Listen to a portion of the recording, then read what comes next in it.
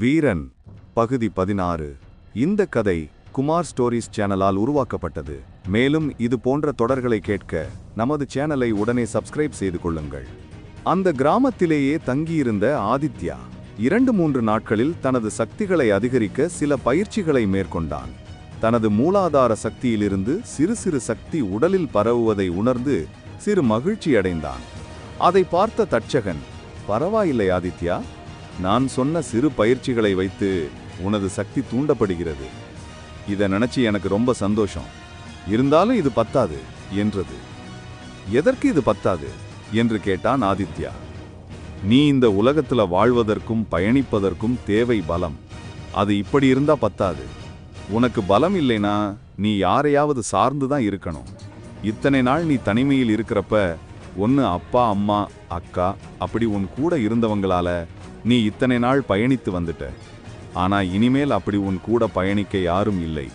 நீதான் இப்போ அவங்கள தேடி போகணும்.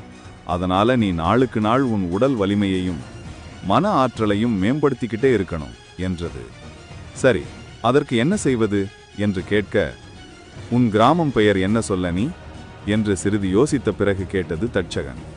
அதற்கு ஆதித்யா கல் கிராமம் என்று கூறினான். பாறைகள் நிறைந்த இடம் என்று அவன் விளக்கினான். அதை கேட்ட தட்சகன், அதை பற்றி நாம் விசாரிப்போம், முதலில் இங்கிருந்து புறப்படலாம் என்றது. அதை கேட்ட ஆதித்யாவும் ஒரு முடிவுக்கு வந்தவனாய் அந்த முதியவரிடம் சென்று, ஐயா, இத்தனை நாள் எனக்கு ஆதரவு கொடுத்ததுக்கு மிகவும் நன்றி. நான் இப்ப இங்கிருந்து கிளம்புறேன் என்றான். அதை கேட்ட அவர், தம்பி, அதுக்குள்ளவா? இன்னும் கொஞ்ச நாள் இருந்துட்டு போலாமே என்றார். இல்லை, இப்பவே 4 நாட்கள் ஆகிவிட்டது. நான் உடனே என் வீட்டுக்கு போய் சேரணும் என்றான். இல்லை தம்பி, இப்ப நீ வெளியில போனா நகர நுழைவு வாயில் தாண்டிதான் போகணும். அங்கு இன்னும் 2-3 நாளைக்கு கூட்டமும் குழப்பமும் அதிகமாக இருக்கும் என கூறினார். ஏன் அதற்கு? அவர், கடாமகன் வந்திருக்கிறதா கேள்விப்பட்டேன். நீ இப்ப அங்க போய் அவன் கண்ணில் பட்டா நிச்சயமா உனக்கு ஆபத்து என்றான். அதை கேட்ட ஆதித்யா, என்ன கடாமகனா? யார் அது என்றான். ஆமாம்பா, எருமையின் தலை கொண்டவன். அவன்தான் இந்த நகரத்தை ஆட்டி வைக்கிறான். அவன்கிட்ட சில தந்திர சக்திகள் இருக்கு. அது மட்டும் இல்லாமல் இங்க இருக்கிறவங்கள அவன்தான் பலசாலி. அவன் சொல்லுக்கு கட்டுப்பட்டு தான் எல்லாருமே இங்க நடக்கணும். கடைசியா அவன் அழைச்சிதான் என் மகளும் மருமகனும் போனாங்க என்று கூறி தலை குனிந்தார். அதை கேட்ட ஆதித்யா, இந்த இடத்திலிருந்து வெளியேற வேறு வழியே இல்லையா என்று கேட்க, இல்லப்பா, 4 புறமும் மழைதான். அருவி இங்கு வந்து விழுந்தாலும் அருவி ஓடை செல்லும் பாதை கிட்டதான் இந்த நகரிலிருந்து வெளி செல்லும் பாதையும் இருக்கு. அதனால நீ எப்படி போனாலும் அந்த இடத்தை கடந்துதான் போகணும், வேறு வழியே இல்லை என்றார். அதை கேட்டு யோசித்த ஆதித்யா, சரி, இதற்கு ஏதேனும் ஒரு திட்டத்தை தீட்டலாம் என்று எண்ணியவன் நகரத்தை நோக்கி புறப்பட்டான். அப்போது அவன் பின்னே ஓடி வந்த குழந்தை, மாமா, எங்க மாமா, என்னை விட்டுட்டு போற? நானும் வர்றேன் மாமா என்றாள். அப்போது அந்த குழந்தையை பார்த்த ஆதித்யாவிற்கு என்ன சொல்வதென்று தெரியவில்லை. பல நாட்களாக தாய் தந்தைக்காக காத்து கொண்டிருந்த குழந்தையிடம், இல்லை, நான் அவர்களை அனுப்பி வரவில்லை, உன் தாய் தந்தை யார் என்று தெரியாது என்று கூறினால் அவள் மனம் என்ன பாடுபடும் என்பதை நினைத்தவன் அந்த குழந்தையை தூக்கி, நீ ஒன்னும் கவலைப்படாத, அப்பா அம்மா உன்னை பார்த்துட்டு வர சொன்னாங்க. நீங்க நல்லா இருக்கேன்னு தெரிஞ்சா உடனே வந்துருவாங்க. நான் போய் உங்க அப்பா அம்மா கிட்ட சொல்லி அவங்கள அனுப்பி வைக்கிறேன்.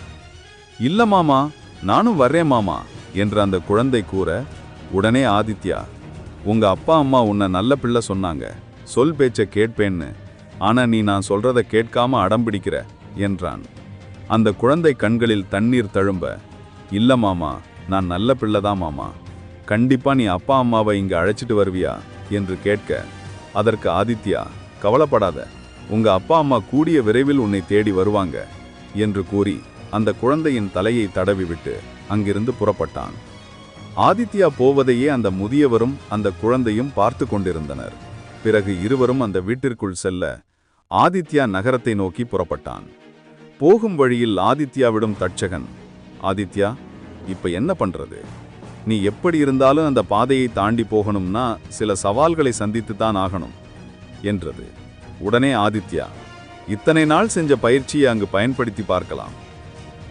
உன்னிடம் இப்போது உடல் பலம் இருக்கு, ஆனா ஆன்ம சக்தியை பெருக்கணும் என்றது.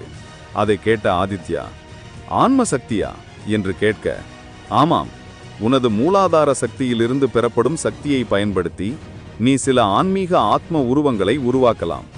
பொதுவாக ஒவ்வொரு மனிதனுக்கும் அவனது உணர்வு மற்றும் உடலின் சார்பாக ஒரு ஆன்மீக உடல் இருக்கும். அது என்னன்னு நீ கண்டுபிடி. அதை இப்பொழுது நீ பயிற்சி பண்ணலாம். அதை நீ சரிவர பயிற்சி பண்ணிட்டு வந்தினா உன்னோட 9 சக்கரங்களையும் முழுமை பெற்ற பிறகு உன்னுடைய ஆன்மீக ஆத்ம உடல் மிகவும் வலிமையாயிருக்கும் என்றது. அதை கேட்ட ஆதித்யா, ஆமாம், இதை பற்றி ஒரு முறை நான் கேள்விப்பட்டிருக்கேன்.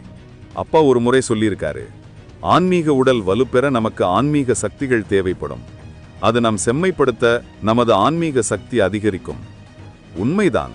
ஆனால் இப்போது ஆன்மீக சக்திக்கு நான் எங்கு போவது என்று ஆதித்யா கேட்க, நீ முதற்கட்ட மிருகங்களை வேட்டையாடு.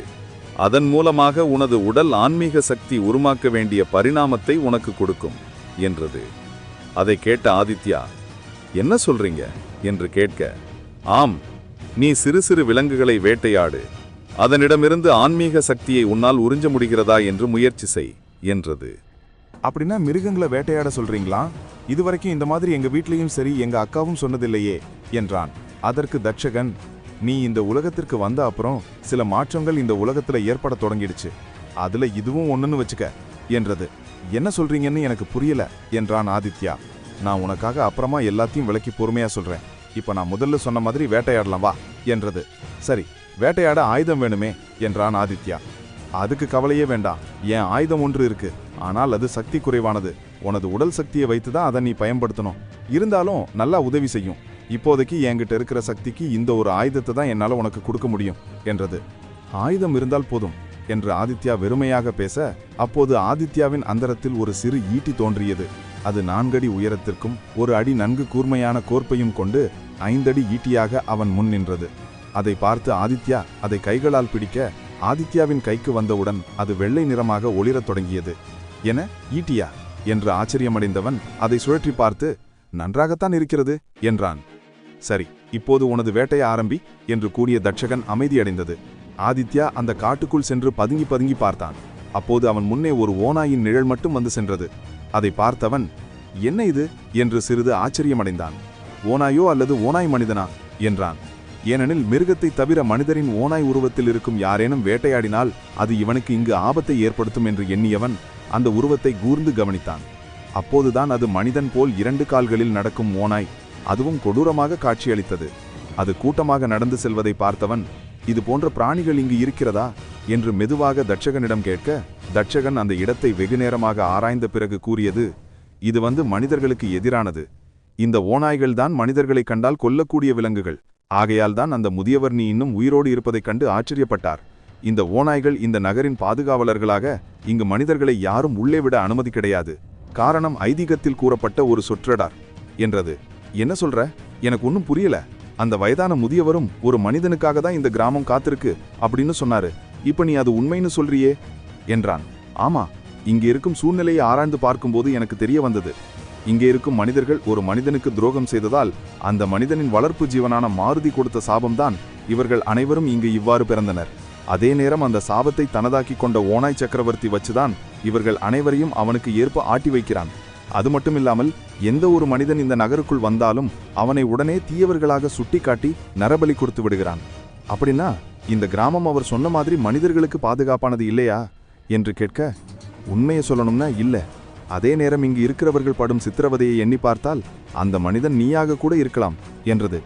என்ன சொல்ற என்று கேட்க, யோசித்து பார். இந்த நகருக்குள் வரும் ஒரே பாதை அந்த நகர வாயில் மட்டுமே. ஆனால் நீ பேய்மழையிலிருந்து நேரடியாக இங்கு கொண்டு வரப்பட்டாய். எப்படி? உனக்கும் தெரியாது, எனக்கும் தெரியாது. எப்படியோ நீ இங்கு கொண்டு வரப்பட்டாய். வந்த நீ பாதுகாப்பான இடத்திலும் பாதுகாக்கப்பட்டாய். இப்போ உன்னோட சக்திகள் கொஞ்சம் கொஞ்சமாக உயர்ந்துகிட்டு வருது. இதை வச்சு நீ ஏன் அவங்க சொன்ன வரலாறு உண்மையாக கூடாது என்றது தட்சகன். அதை கேட்ட ஆதித்யா சத்தமாக சிரித்தான். என்ன விளையாடுறியா? எனக்கு தான் எந்த சக்தியுமே இல்லைன்னு உனக்கு தெரியும். இப்பதான் நான் பயிற்சி செய்து கொஞ்சம் கொஞ்சமா மேல கொண்டு வந்துகிட்டு இருக்கேன் என் சக்தியோட அளவை.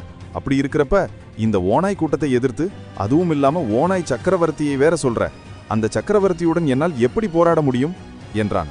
அதற்கு தட்சகன் புன்னகைத்து கொண்டு, அதுக்கும் ஒரு வழி இருக்கும். மாருதி சாதாரணமா சாபம் விடல, ஒரு மனிதன் வந்து காப்பாற்றுவான் என்றுதான் சொல்லியிருக்கு. அப்படின்னா அந்த செயல் நடக்கிறதுக்கு அதுவே விதியை வலுவூட்டும். ஆனா இந்த சந்தர்ப்பத்தை நாம் எப்படியாவது பயன்படுத்தி பார்க்கணும் என்றது தட்சகன். நீ சொல்ற மாதிரி அது நானா இருந்தாலும் நான் இப்போதைக்கு அதை செய்ய முடியாது.